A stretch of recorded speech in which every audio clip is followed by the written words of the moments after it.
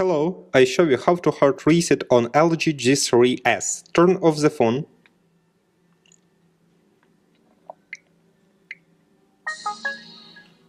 Next, press and hold the power key and volume down button for a few seconds. Release and press again the power button when LG logo appears. Use volume key and power button to select yes.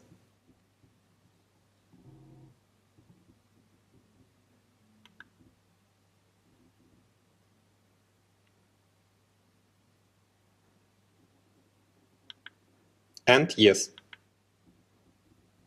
Your device will now restart successfully. The hard reset is completed now. Subscribe to our YouTube channel and rate the video.